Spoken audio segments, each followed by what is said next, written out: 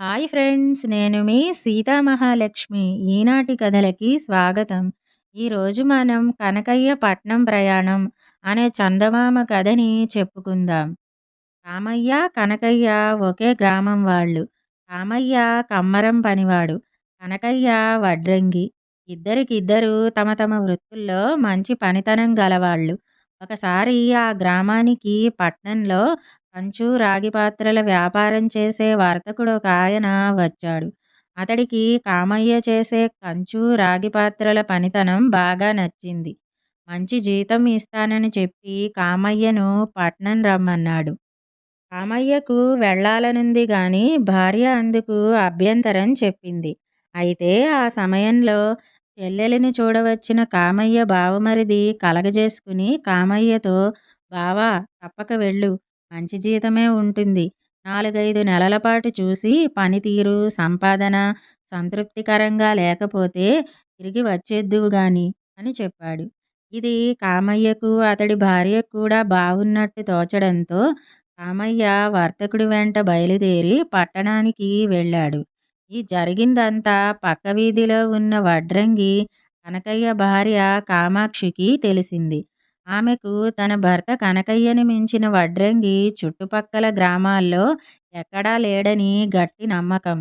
ఆ కారణంగా గ్రామం వదిలి పట్నం పోదామని, అక్కడ బాగా సంపాదించి ఒక చిన్న డాబా ఇల్లు కట్టుకుని సుఖంగా కాలం గడుపుదామని భర్తతో పోరుతుండేది.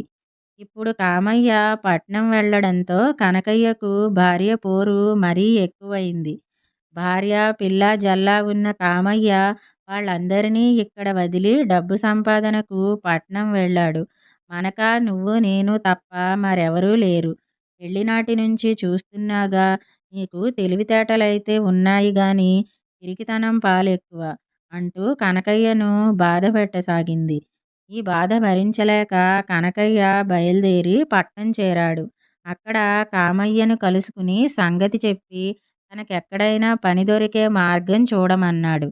కానీ కామయ్య ఎందరిని విచారించినా పట్నంలో ఇప్పుడున్న వడ్రంగులకే పనులు అంతంత మాత్రంగా ఉన్నాయని, కొత్తవాళ్లకు 4 కాలాల పాటు నిలిచే పని దొరకదని తేల్చి చెప్పారు.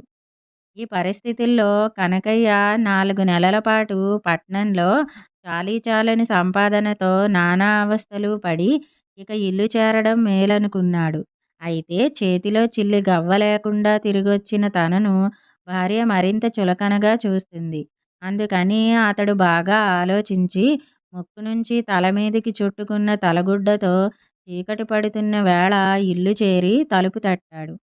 భార్య కామాక్షి తలుపు తెరుస్తూనే అతడిని చూసి ఆదుర్దాగా, ఇదేమిటి, ముక్కు చెవులు కనబడకుండా తలగుడ్డ బిగించావు అని అడిగింది.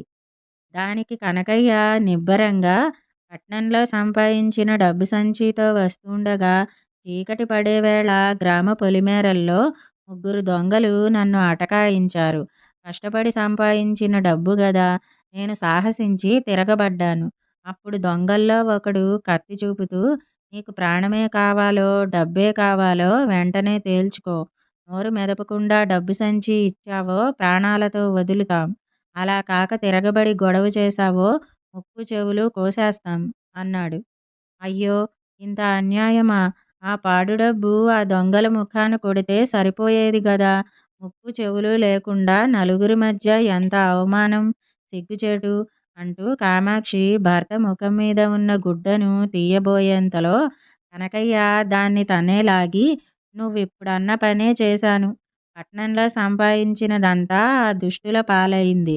భయం వదలక ముక్కు చెవుల్ని అలా కప్పి ఇల్లు చేరాను అన్నాడు గొంతు కాస్త వణికిస్తూ. వాళ్ళు దోచుకున్నది డబ్బునే కదా, వడ్రంగి పనితనాన్ని కాదు గదా, బాధపడకు అంటూ కామాక్షి భర్తను ఊరడించింది.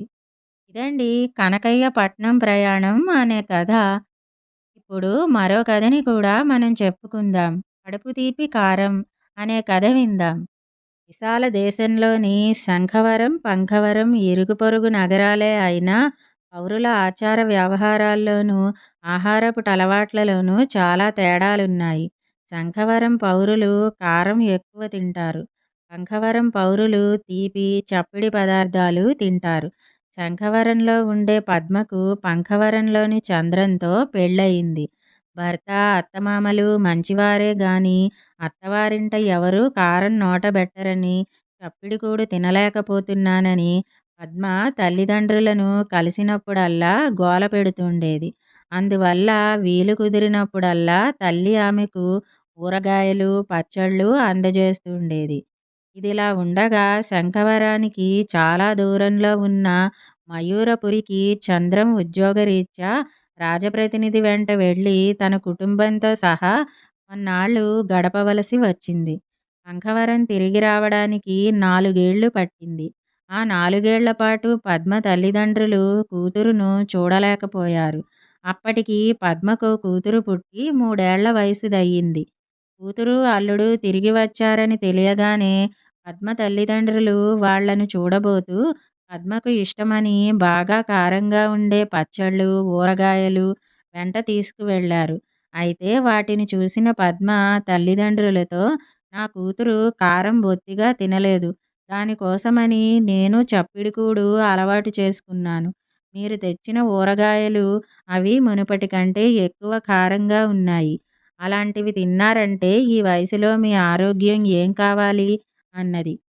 ఆ ఊరగాయలు, పచ్చళ్ళలో ఉన్నది కారం కాదు, కడుపు తీపి కారం. నువ్వు నీ కూతురుకు చేసినట్టే మీ అమ్మ తన కూతురి కోసం ప్రేమతో వీటినలా తయారు చేసిందంతే అన్నాడు పద్మ తండ్రి. ఇదండి 'కడుపు తీపి కారం' అనే కథ. ఈ 2 కథలు గనక మీకు నచ్చినట్టయితే లైక్, షేర్, కామెంట్ చేయండి. మరిన్ని మంచి కథల కోసం మా ఛానల్‌ను సబ్స్క్రైబ్ చేసుకోండి. మళ్ళీ మరొక మంచి కథతో కలుసుకుందాం. అంతవరకు వింటూనే ఉండండి ఈనాటి కథలు.